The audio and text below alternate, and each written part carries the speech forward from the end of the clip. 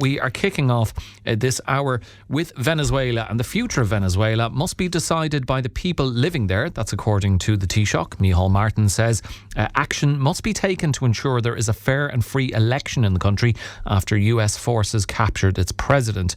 Nicolas Maduro denied drug-trafficking charges in a New York court on Monday, with Donald Trump stating the US now runs Venezuela. And speaking in China, the Taoiseach Micheál Martin said Ireland never accepted the legitimacy of Maduro's regime.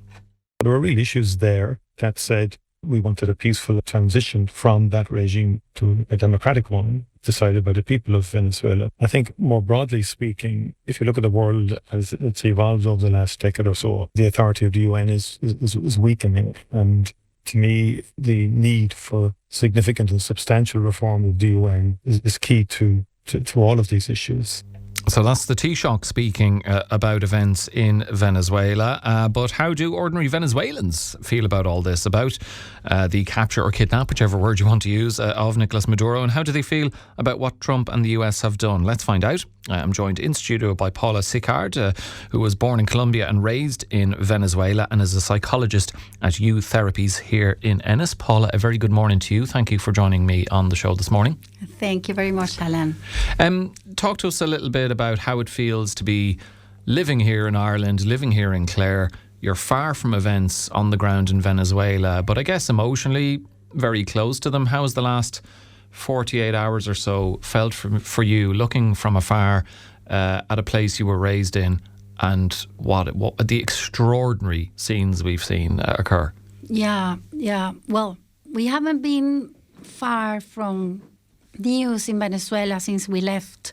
And my family, we personally left Venezuela a long time ago, 12 years, but we're always there in touch.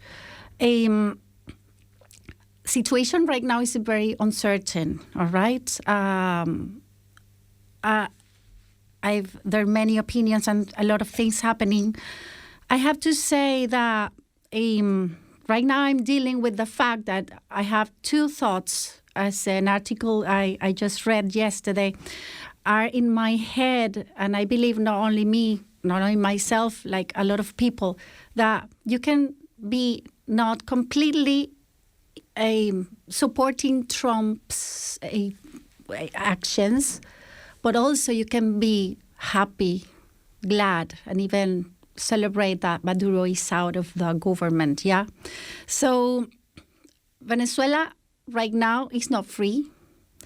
We're far from being a democratic country at this very moment. The seconds in command from the regime are still running the country. Yeah, right? And that is, and we might talk about her a little bit more later on. Yeah. Delcy Rodriguez, who is, we're not sure, has she been sworn in as president? Is Nicolas Maduro still technically, legally president? But she's very much a Maduro supporter.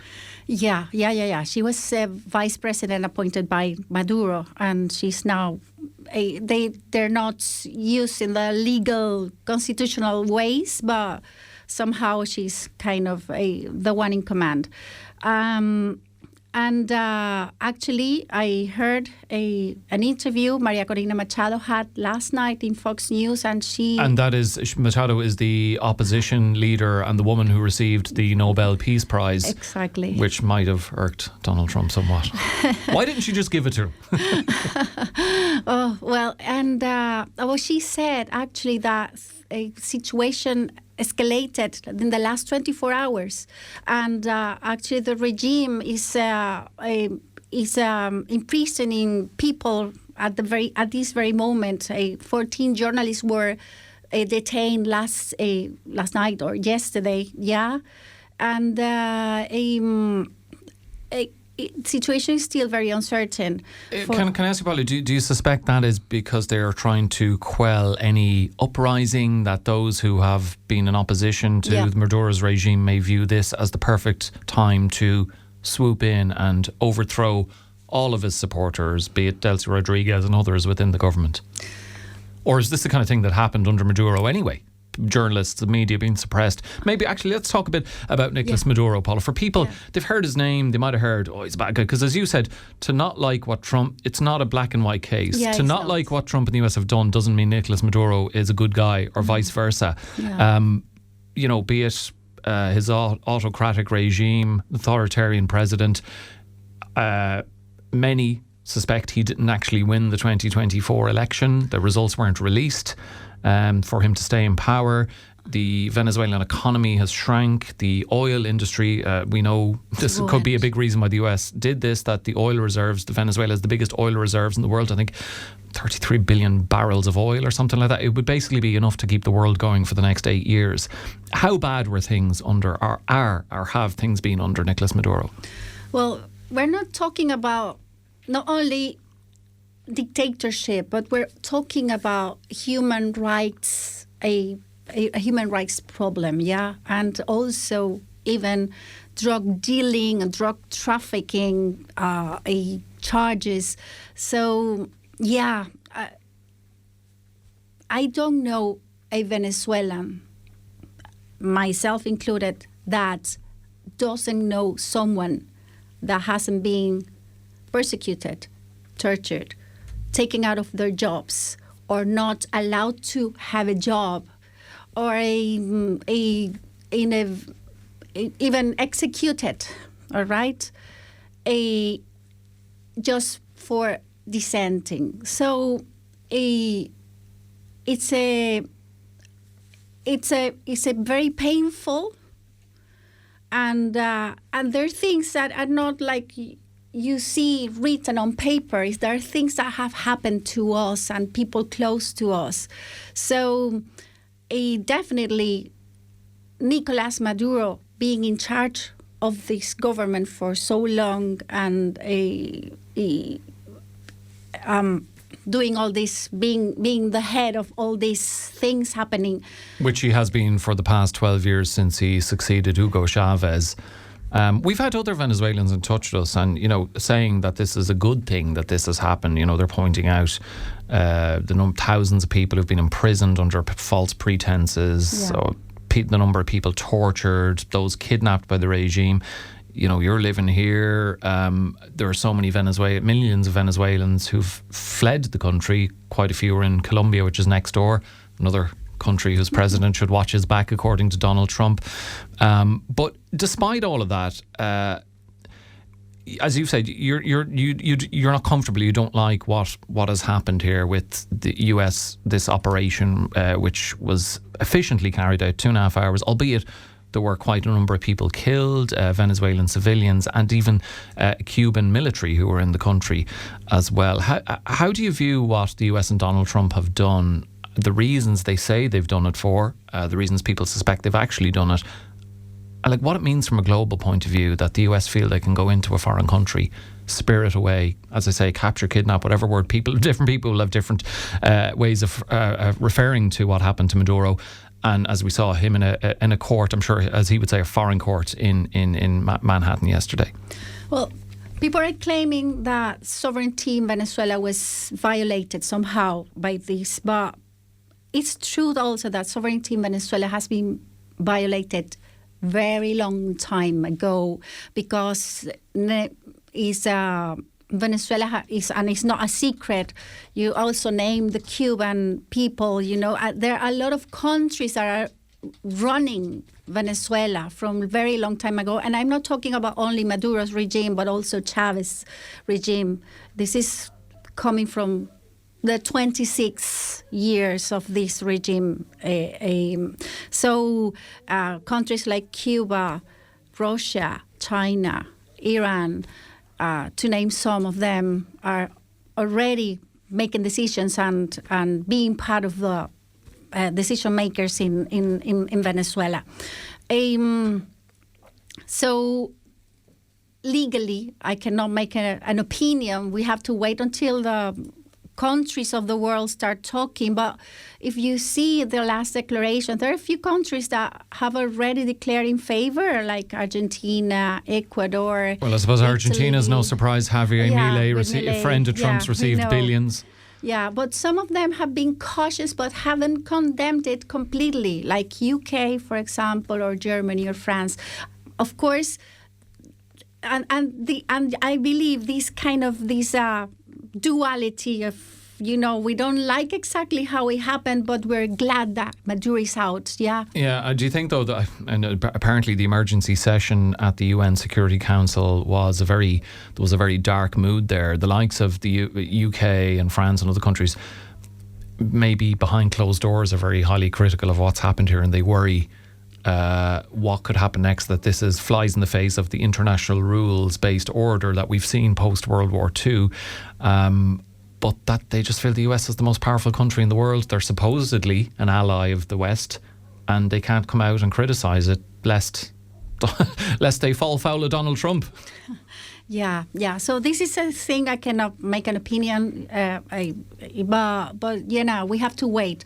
Morally, I have to say, in the other hand, that yes, we feel a bit more of hope, because this is the first thing in 26 years that already has had certain results, let's say, okay? Maduro being out of the country and judged. And we're waiting and to see what happens, because as I told you, Venezuela is still not a free country. It's not still a democratic country. We had elections, and those rightful leaders are not there yet. Edmundo González Urrutia and Maria Corina Machado. So this is what we're expecting to happen, yeah? I'd be very interested in your perspective from your day job, which is as a psychologist. Yeah. And we've seen, for example, in the Venezuelan capital, Caracas, people are stockpiling goods, food and medicines and so on, rather than celebrating, because I guess that tells us a lot about the level of trust that people have in what's coming next. They're not quite sure. Some of them probably, as you say, delighted Maduro's gone, but, well, the regime is still there. Delcy Rodriguez, is this continuity? Are the US going to come in? Is there going to be boots on the ground? Will Machado take over? How damaging is that from a psychological point of view? Is that prolonged uncertainty? Not knowing who's really in charge of my country. Is my daily life going to suddenly change? Tomorrow will life be a 180-degree turnaround? Will it be worse? Will it be better? Venezuelans are used to live in fear and uncertainty from a very long time ago. We, outside of the country, some of us were celebrating, but inside Venezuela, this celebration didn't happen. People are not open with celebration because they're afraid that they can be taken away, or you know. So this fear is present all the time. On the other hand, mass media is censored, and sometimes it's us Venezuelans outside of the country who give them information about what's really happening there. We inform them before they know. So is media in the country heavily policed? Is it, like state broadcaster, is it pretty much propaganda? Or Yeah. Statistics say that at least 400 media journalists, independent journalists, mass media, TV, radio channels are censored or closed, or were even closed. Yeah. So I was saying that from the psychological point of view, there's a lot of damage. Yeah. This is not new. Venezuelans are dealing with it from a very long time ago, and that in itself must be years and years of worrying constantly that something bad could happen to you and looking over your shoulder. That must be so detrimental to emotionally, mentally, physically. It's traumatic. That's the word, trauma. Yeah. Paula, can I ask you, because you live in Clare in Ireland now, and here in Ireland there's a strong tradition of military neutrality and respect for sovereignty. When you see, we've seen protests already in Ireland over what's happening in Venezuela, and then there'll be critics saying, do they even know what they're going on about? Do they know how bad Maduro was?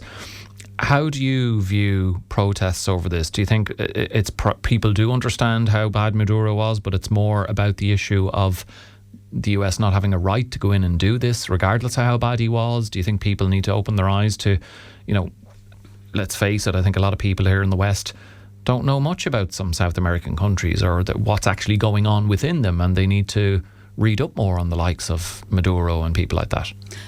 I can understand these people are actually very honest, and they have very good intentions, and I understand they want to help Venezuelans. How can they do it? These protests, is that helpful? Is it misguided? I don't see saying that Venezuelan sovereignty has been violated is helping, because, as I told you, Venezuelan sovereignty has been violated long time ago. Yeah. But as an article I read yesterday, I would say we would actually ask them, if they want to help, to maybe change hands-off Venezuela to maybe hands-on democracy. All right, because it's what we are actually looking for. What we need? Our rightful leaders restored, institutions reformed, and really working properly as democratic institutions. Political prisoners released. My last question to you, Paula, on that. Let's finish on that note. What is your suspicion or your intuition about what you think? And I know you don't have a crystal ball, but what's going to happen here in Venezuela? Do you think ultimately, we'll see Maduro? Obviously, that legal process is going to take some time. But do you think we are going to see Delcy Rodriguez continue only as president, which means continuity of Maduro's policies? Do you think we'll see Machado or one of the opposition leaders come in? We'll see more democracy in Venezuela? Do you think the US is actually, and Donald Trump, are going to care about bringing democracy to Venezuela? Or do you think we'll just see the major US oil firms come in and that's what it's about? We'll see oil leave Venezuela, go to the US, but life continues. And as you've already highlighted, a pretty miserable life continues for Venezuelans. Well, I hope the last scenario is not the one. I don't know what's going to happen. We hope. Venezuela is a different country today than it was 2 days ago. Yeah. And this is the very first time that we see something really changing. So we have hope that, and this is the only thing I can say right now. My hope is that this will lead to a change, to elections that are respected, and I have no doubt that if we run new elections, the opposition and Maria Corina Machado and the same leaders will be elected by a very vast majority of the population. So we are hopeful that this will lead to a change that will help Venezuela to restore democracy, but it's very early to tell at this moment. Yeah, I think that's a fair point on which to finish. We'll all be very much, and you more keener than most of us, as to what happens in Venezuela over the coming days and weeks. Paula Sicard, psychologist at Youth Therapies in Ennis. Should you need a psychologist, you know where to find her. Paula, really appreciate you coming in this morning to share your perspectives on that.